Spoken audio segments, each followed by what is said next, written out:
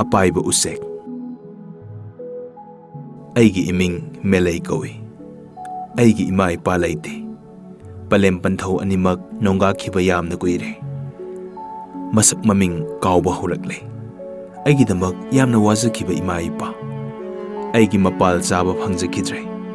Yamna ningba kaiduna thopkhrabani. Awabani. Lamdam sigi miron. Ima ipa anigi laman kharadi donduna lehore. Nungsiri, ningsingli, ima ipa. Mongphamda hailay katlaga mitlu pirang sinthagi. Laman kopiyo haizaki. Ningsing pura saruba ngambagi pambay dilay kidre. Ningsing bagi atik akay marakta mami samkre. Maithong ani. Aigi ipagi maming melay lang magawi. Imagi maming melay lang bikawi. Melay anigi masa tompok ay buna melay haiduna thonbirami. Nuksibadagi melay sarong korambani. Matamgi amadi ritugi khongsatta hairang lairang ken kibagum sarong ken khraba matungda melay haiduna khangnarakle. Ming ataisu yamna lairi. Ahuziki oinadi melay haiduna adum khangnabiro. Monu angawbana samu makhongda leptuna hangkiba aigi imingdi takre. Mathangdi karino aigi wari. Aigi punsi ai itomtani. Aigi yum kay leite. Law leite. Phau haide. Seng walaga sai. Marak-marakta tal natraga ata mahi thilaga thai. Siba yadri. Sidana buhot nari. Car tongde. Cycle leite. Khong na sali. Mipal tangba pamzarude.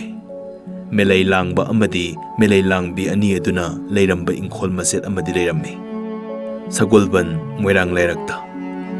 Huzikti khuthang lankre. Mapu hongkre. Madugisu wari lay.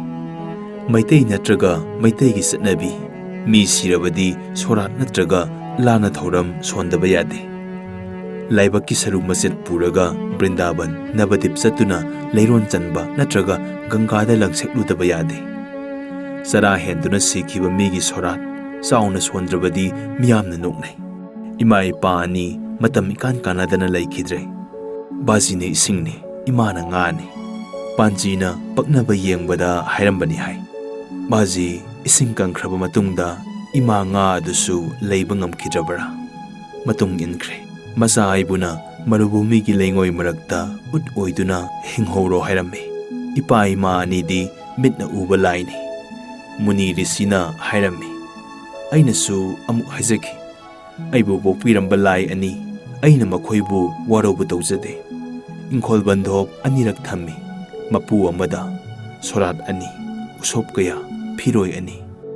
Mathang masa mana pangthokre.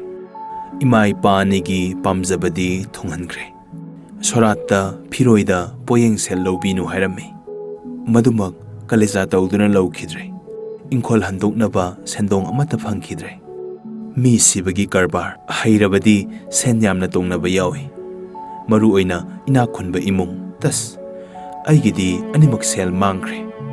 Mangkhisano. Mama mapa siraga masa amana karigi sendong tanduna karbar tawrugani. Imphal turel, Iril turel, Kongba turel, natraga Nambul turenbu senglaba tirthani haiba kanana suyaningde. Ima ipa ninasu yaramde. Makhoigi laibaki phul Gangada thadabiu hairami. Satpati satningi lam koiba. Sel laitabana satpa ngamkhidre. Laining thaukasangi paklangda saru maset anikhak Pina kisinduna yalaga thamlammi. Handak ikuidana phul anidu saphu masada haplaga Nambul turenda thadakri. Nuksina tawthagi. Aina mitlu pirang sinthaduna isil taplabi Nambul turenda haizaki. Lamtham sibu koliba he senglaba turen. Nangi selna pubikro. Ima ipagi senglaba amati aroiba khudam tilhan biho senglaba loktaki rol nungda. Moirang Kanglayron sayon teret ki nungsiraba zura hauba konu khamba thoibi asina singba kayagi haupam satpham amadi loipham oikraba loktak senglaba mafam ni khanjai tirtha ma oidabra ꯑꯩꯒꯤ ꯏꯃꯥ ꯃꯣꯏꯔꯥꯡ ꯅꯤꯉꯣꯜꯅꯤ. ꯃꯣꯏꯔꯥꯡꯒꯤ ꯁꯦꯡꯂꯕ ꯂꯣꯛꯇꯥꯛꯇ ꯄꯥꯁꯤꯅ ꯂꯩꯖꯈꯤꯕ. ꯁꯔꯨ ꯃꯆꯦꯠ ꯂꯨꯞꯈꯤꯕꯗ ꯀꯌꯥꯗꯤ ꯐꯖꯈ꯭ꯔꯕ. ꯅꯧꯅ ꯁꯥꯏꯑꯣꯟ ꯇꯧꯔꯛꯄ ꯑꯣꯏꯁꯅꯨ. ꯃꯃꯥ ꯃꯄꯥ ꯅꯤꯡꯖꯕ ꯑꯃꯗꯤ ꯅꯨꯡꯁꯤꯖꯔꯕ ꯃꯆꯥ ꯑꯃꯅ ꯇꯧꯖꯔꯤꯕ ꯁꯤꯟꯊꯥ. ꯃꯁꯤꯒꯤ ꯃꯍꯩꯗꯤ ꯅꯣꯡꯗꯝꯕꯅ ꯀꯔꯤ ꯇꯝꯕꯤꯔꯤꯕ? ꯑꯩꯒꯤ ꯑꯋꯥꯕ ꯃꯇꯧꯁꯤ ꯏꯃꯥ ꯏꯄꯥꯅ ꯅꯣꯡꯊꯛꯇꯒꯤ ꯎꯔꯒ ꯁꯥꯎꯔꯝꯒꯗ꯭ꯔꯥ? ꯏꯄꯥ ꯏꯃꯥꯒꯤ ꯏꯪꯈꯣꯜ ꯄꯨꯔꯥ ꯑꯣꯏꯅꯗꯤ ꯌꯣꯟꯊꯣꯛꯄꯗꯤ ꯅꯠꯇ꯭ꯔꯤ. ꯃꯍꯥꯖꯣꯟ ꯀꯨꯕꯦꯔ ꯁꯤꯡꯍꯥꯅ ꯑꯩꯕꯨ ꯆꯠꯈꯤꯅꯕ ꯏꯪꯒꯤꯠ ꯇꯧꯔꯕꯅꯤ. ꯃꯁꯤꯅꯗꯤ ꯂꯩꯌꯨ ꯂꯩꯌꯨ ꯆꯠꯈꯤꯅꯨ ꯊꯦꯝꯃꯤ. ꯉꯝꯕ ꯃꯇꯝꯗ ꯍꯜꯂꯨ ꯍꯥꯏꯕꯤꯔꯤ. ꯑꯁꯥꯗꯤ ꯎꯔꯛꯇ꯭ꯔꯦ.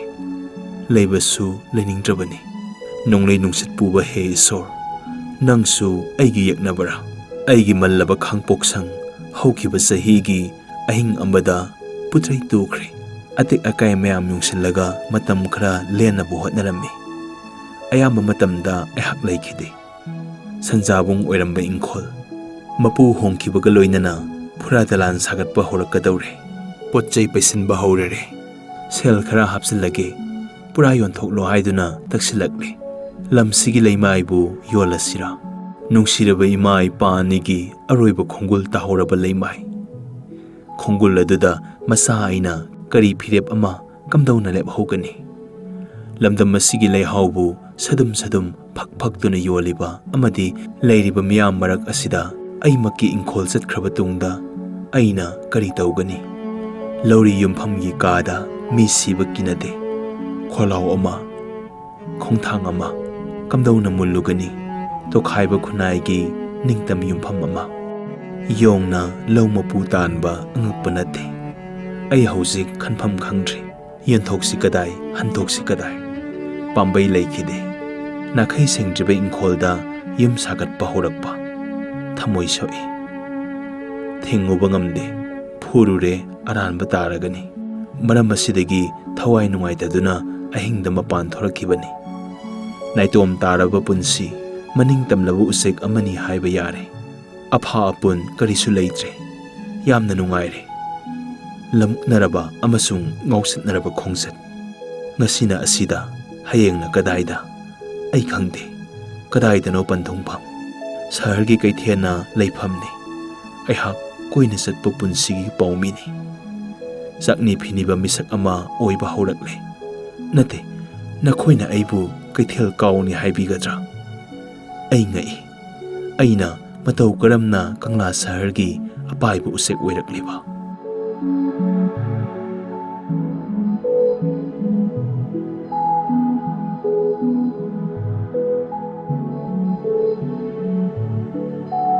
ꯑꯅꯧꯕ ꯑꯌꯨꯛ. ꯄꯨꯟꯁꯤꯒꯤ ꯑꯅꯧꯕ ꯑꯌꯨꯛ. ꯂꯝꯃꯨꯛꯅꯔꯕ ꯅꯍꯥ ꯑꯃ ꯑꯣꯏꯅ ꯍꯧꯔꯛꯏ. ꯀꯣꯂꯦꯖꯀꯤ ꯄꯨꯟꯁꯤ ꯍꯦꯛ ꯂꯣꯏꯕꯒ ꯍꯤꯡꯅꯕ ꯄꯥꯝꯕꯩ ꯑꯃ ꯊꯤꯕ ꯍꯧꯔꯛꯏ. ꯃꯈꯥ ꯇꯥꯅ ꯃꯤꯔꯩꯕꯥꯛꯇ ꯆꯠꯇꯨꯅ ꯂꯥꯏꯔꯤꯛ ꯇꯝꯊꯅꯕꯒꯤ ꯈꯨꯗꯣꯡꯆꯥꯕꯁꯨ ꯐꯪꯈꯤꯗ꯭ꯔꯦ. ꯊꯕꯛ ꯌꯥꯝꯅ ꯊꯤꯔꯛꯏ. ꯑꯣꯐꯤꯁꯥꯔꯗꯒꯤ ꯄꯤꯌꯣꯟ ꯐꯥꯎꯕꯒꯤ ꯃꯔꯛꯇ ꯂꯩꯔꯤꯕ ꯊꯕꯛ ꯃꯁꯤꯡ ꯈꯪꯗꯅ ꯍꯣꯠꯅꯔꯝꯃꯤ. ꯀꯪꯂꯥ ꯁꯍꯔꯗ ꯍꯦꯛ ꯂꯩꯔꯤꯕ ꯂꯣꯏꯁꯪ ꯑꯩꯅ ꯆꯪꯂꯝꯗꯕ ꯌꯥꯎꯈꯤꯗ꯭ꯔꯦ. ꯅꯨꯃꯤꯠ ꯈꯨꯗꯤꯡꯒꯤ ꯈꯕꯔ ꯄꯥꯔꯝꯃꯤ. ꯊꯕꯛ ꯀꯧꯕꯒꯤ ꯅꯣꯇꯤꯁ ꯌꯦꯡꯕꯗ ꯊꯋꯥꯏ ꯌꯥꯎꯔꯝꯃꯤ. ꯏꯪꯂꯤꯁꯀꯤ ꯈꯕꯔ ꯂꯩꯗꯨꯅ ꯄꯥꯕ ꯉꯝꯗ꯭ꯔꯕꯁꯨ ꯃꯩꯇꯩꯔꯣꯟꯒꯤ ꯈꯕꯔꯗꯤ ꯍꯣꯇꯦꯜꯗ ꯄꯥꯔꯛꯏ. ꯕꯤ.ꯀꯝ ꯄꯥꯁ ꯇꯧꯔꯕ ꯃꯇꯨꯡꯒꯤ ꯆꯍꯤ 4 ꯉꯥꯎꯆꯠꯅꯗꯨꯅ ꯃꯇꯝ ꯂꯦꯜꯂꯛꯏ. ꯇꯧꯕꯁꯨ ꯑꯆꯧꯕ ꯀꯔꯕꯥꯔꯒꯤ ꯀꯝꯄꯅꯤ ꯂꯩꯇꯕ ꯃꯐꯝ ꯑꯁꯤꯗ ꯕꯤ.ꯀꯝꯒꯤ ꯆꯟꯅꯐꯝ ꯂꯩꯇꯦ. ꯐꯪꯈꯤꯗꯦ ꯊꯕꯛ. ꯁꯦꯜ ꯁꯪꯒ ꯂꯩꯈꯤꯗꯦ. ꯆꯟꯅꯞꯄꯤ ꯍꯩꯕ ꯃꯤ ꯑꯃꯁꯨ ꯑꯣꯏꯔꯨꯗꯦ. ꯍꯣꯠꯅꯕꯗꯤ ꯇꯣꯛꯈꯤꯗꯦ. ꯈꯪꯈꯤꯗꯦ ꯀꯔꯤ ꯇꯧꯒꯅꯤ ꯍꯥꯏꯕ. ꯈꯨꯟꯅꯥꯏ ꯑꯁꯤꯒꯤ ꯑꯇꯤꯌꯥ ꯑꯃꯣꯠꯄ ꯂꯩꯆꯤꯜꯅ ꯃꯥꯏꯀꯩ ꯈꯨꯗꯤꯡꯗ ꯀꯨꯞꯁꯤꯟꯕ ꯍꯧꯔꯛꯄ ꯃꯇꯝ. ꯑꯉꯧꯕ ꯂꯩꯆꯤꯜꯅ ꯀꯩꯗꯧꯔꯨꯅꯤ? ꯑꯩꯅ ꯉꯁꯤ ꯑꯣꯏꯔꯤꯕ ꯄꯨꯟꯁꯤ ꯑꯩꯅ ꯌꯥꯝꯅ ꯑꯣꯏꯖꯅꯤꯡꯗꯨꯅ ꯑꯣꯏꯈꯤꯕ ꯅꯠꯇꯦ. ꯀꯩꯗꯧꯉꯩꯗꯁꯨ ꯑꯣꯏꯒꯅꯤ ꯍꯥꯏꯕꯒꯤ ꯃꯪꯈꯤꯕ ꯂꯩꯇꯦ. ꯊꯥꯖꯕꯁꯨ ꯉꯝꯈꯤꯗꯦ. ꯄꯨꯟꯁꯤ ꯍꯥꯏꯕꯁꯦ ꯀꯌꯥꯗꯤ ꯉꯛꯈ꯭ꯔꯕ. ꯑꯩꯈꯣꯏꯅ ꯑꯣꯏꯅꯤꯡꯕ ꯉꯥꯛꯇꯁꯨ ꯑꯣꯏꯗꯦ. ꯑꯣꯏꯅꯤꯡꯗꯕꯅ ꯑꯣꯏꯔꯛꯇꯕꯁꯨ ꯅꯠꯇꯦ. ꯑꯩꯈꯣꯏꯒꯤ ꯄꯨꯟꯁꯤ ꯑꯩꯈꯣꯏꯒꯤ ꯑꯄꯥꯝꯕꯒꯤ ꯃꯈꯥ ꯄꯣꯟꯅ ꯆꯠꯄ ꯁꯦꯝꯕꯗ ꯈꯔ ꯃꯈꯩꯗꯤ ꯉꯝꯂꯕꯁꯨ ꯃꯐꯝ, ꯃꯇꯝ ꯑꯃꯁꯨꯡ ꯂꯥꯏꯕꯛꯅ ꯍꯦꯛ ꯍꯦꯛ ꯇꯥꯏꯑꯣꯟꯅꯕ ꯐꯜ ꯑꯃ ꯄꯤꯔꯤ. ꯗꯣꯛꯇꯔ ꯑꯣꯏꯅꯤꯡꯕ ꯀꯌꯥꯅ ꯑꯣꯏꯕ ꯐꯪꯗꯗꯨꯅ ꯅꯠꯇ꯭ꯔꯒ ꯁꯤꯟꯐꯝ ꯆꯥꯔꯨꯗ꯭ꯔꯕꯗꯤ ꯀꯦꯔꯥꯅꯤ ꯑꯣꯏꯈꯤꯕ ꯌꯥꯎꯏ. ꯎꯀꯤꯜ ꯇꯝꯂꯨꯔꯒ oza oirakpa angakpa natte. Tatheiba kayana Kangla tangbal da phamduna ningthau oikhiba. Sadhu misam kayana mihatpa oirakpa. Leibak ki phalni haiba tabane. Asumna big kissing sudi kari oikre. Aigisu asimangai. Punsigi ahanba ayokta mangkiba manglan. Madugi ona tainaba mahi ama phanglare. Kari thabak tawraga kari sinjak khanduna sagani. Hojikpu kadaida leiri ahangba thabak. Thabak phangdabagi thabak thifam loisangda sasira. Numit khudingi thabak thiba oina employment access ta yauba haibasi aigi maruiba sintha ama oirammi. Nongmagi yahoudrabadi inung nungaiti. Numit adumasu ningsingli. Numidang khaklamba saksaji khala saraga cycle tongduna yumdagi thorai. Lamkhangda phairamba tawdana sumdring lakhi. Thabak phangdabagi thabak thifam oiribo office tamna. Loisang asi leibagi kanaba phangbra haibabu thabak phangdaba pakhangli sabisingi masing nongmagi jiri hengalakle haiba sini. Ayuk nganbadagi sakngan charaga haidorokpa naharol mafam masida punphamni. Nauna ming chanba lakpa thabak ahangba thiba lakpa kaya. Miyam adugi marakta aisu amani. Ming chankhiba numittagi ngasi phawbagi sanglaba matam. Interview yawnaba card thabinaba hotnabada sel kya tingkhrabani. Ai office yaure.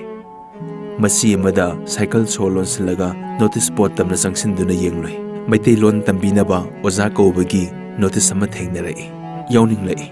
Aroibo oina khonglei thuna card thapam yawnaba lakpa taki. Khubi segap. Khwaidagi thabak sinba office asigi akoiba saktam. Aina asum yengluraga tu sunglai. Nauna ming chanba lakliba pakhanglei sabi mayam. Class 8 pass tawbadagi BA, MA. Asuk nyamba miyam. Karamba sarkarna kamdauraga thabak piba ngamgani. Tu sungbadagi handoktuna kisilai khunai ase. Mihut thong kayagi counter da cinema ticket kakpadawna pareng lengduna lepnarami.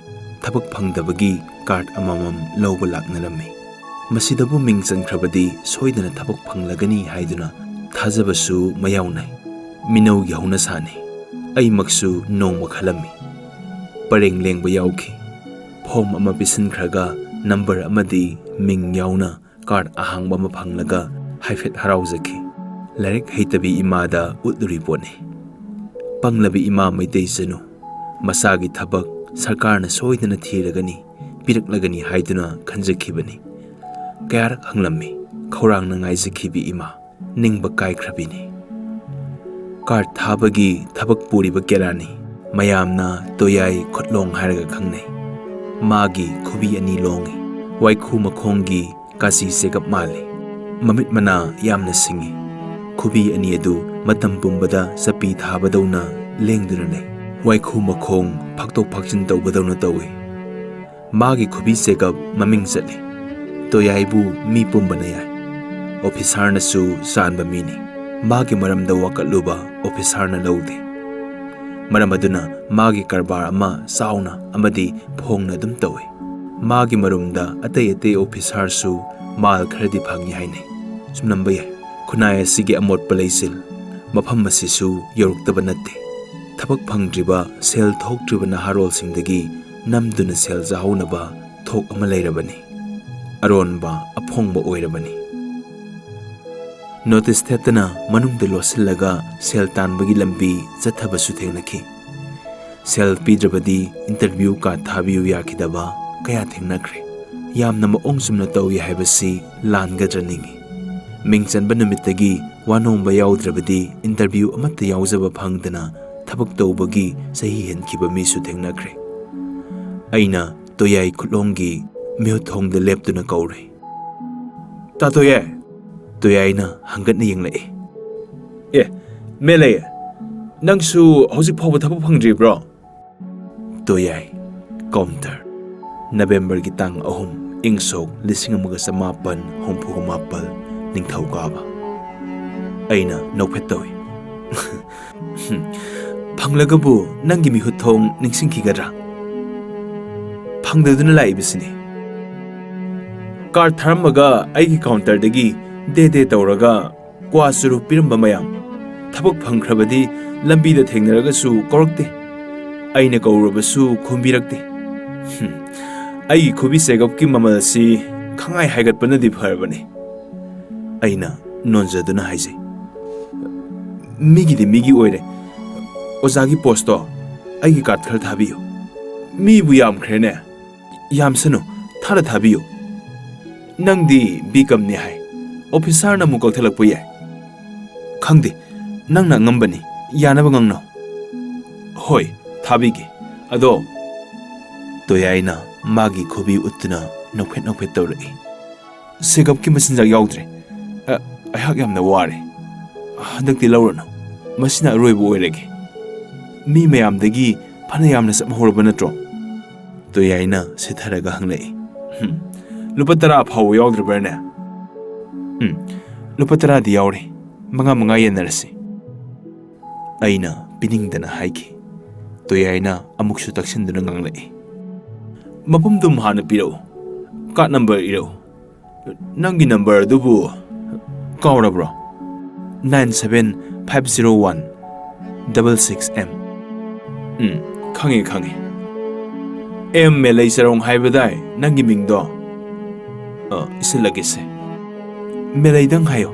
Sarong di ken kibu kuirabani. Hoi. Kakthalagi. Ado. Toyaina asi hairaga magi khubi segap ki maya kathorakne.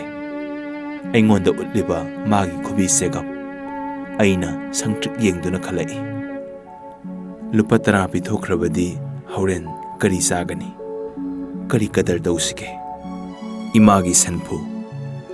Furit khawda yauriba lupa 10 aigi aroiba senni. Pak hek puthokduna pininglamde. Imana thamlamba magi aroiba amadi asengba lanni. Imana phunak lairunggi imoinu lairembigi leifamda senpu masa ama thamlammi. Nimit khudingi kaithel kumlaklaga duk thamai katuna khurummi.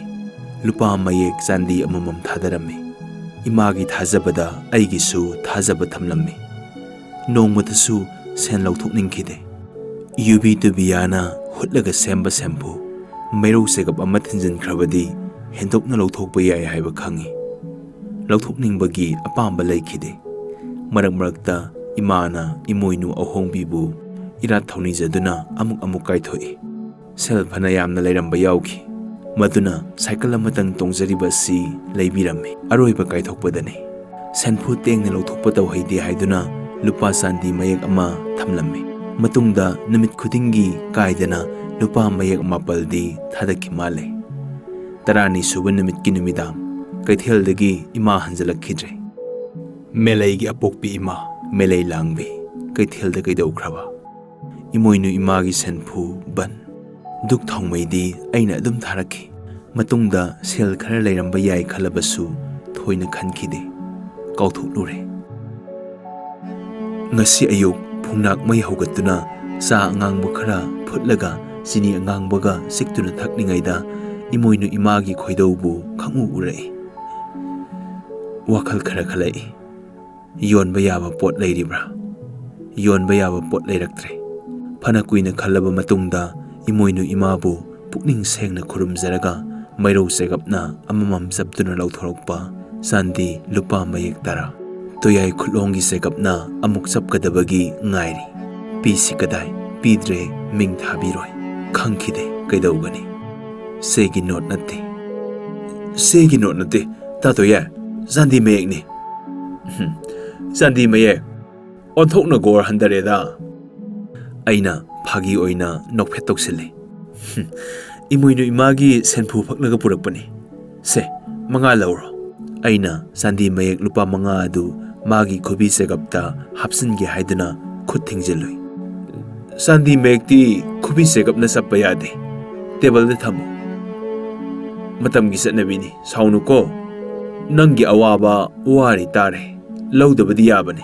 Adubu mi ataina lamdamnarakani. Aina se amadi ming card number iraga lupa mayek manga adu yomlaga bisinkre. Tatoya soibadi yate ko. Soiroida. Toyaina phagi oina karimnarai. Lemhoriba lupa manga aduna Wanongba yabra yengoro. Toyaigi karemnaba wahai khangba taki. Iting putokpa yaba matang natte. Apatpada tongba hayingda khobakna thajalurabadi kari thokani. Apatpadagi ikhengwa. Aihak nonjaba tabani. Mahaknadi mamal leitana lauriba imagi aroiba malal. Aigidi mitlugi pirangni. Kaithokningdraba senphamni. Imagi khudam karisu leiraktre. Sara helabasu masidadi khake khankibani. Adubu leitabane hanjilakiduna kaithokpa haukhre. Haurendi sengsu lehodre. Hingba ware punsi. Ai itomta natte. Kangla saharda oideba miyamgi punsi. Nongma nongmagi lairaba masing hengalakle. Miram chasingna nongma nongmagi yumpham tongkhalai. Awang badalan urei. Karino pau laurusira. Maite yumthong kaya. Kumai phiyongdi halengba leite. Pukham chatkre. Tengkot mangkre. Sanabul chaisel nongma nongmagi. Marol maral takre. Imagi senphu. Aigi punsidi kamdauri. Nungairi. Manungdadi kaplibani. Itomta ngaihoraba punsi. Hingnabadi hotnaba tabani. Sethi sekung lairik kaya yonduna hinglakpani. Sen thoknaba pambaidi leite. Kaithel thoktuna paniwala oirure. Kananasu aigi isingdi leibiu yaroi. Toyaibu yamna sauninglammi. Sarkarna piriba tolopna pendraduna thabak phangdaba miyoidagi phongna sagun tawriba mabu singthoklaga miyam mangda phuningbadi khamthenglammi. Pambai leitabanina magi manangta khongsalaki. Pukningdadi mabu sairammi. He toyai khulong. Imagi senglaba lupa mangadu saraga nangdadi kumsi laisase yaukro hai. Kiankro nangi khubisu. Tekro. Asauba angambagi segapsu. Siraba mikuptuda imabu ningsing karigi pinsinthariba. Nongga kharbi imana thamlamba semphu. Masa aina amuk kamtauraga imoinu imabu iratpa ngamgani.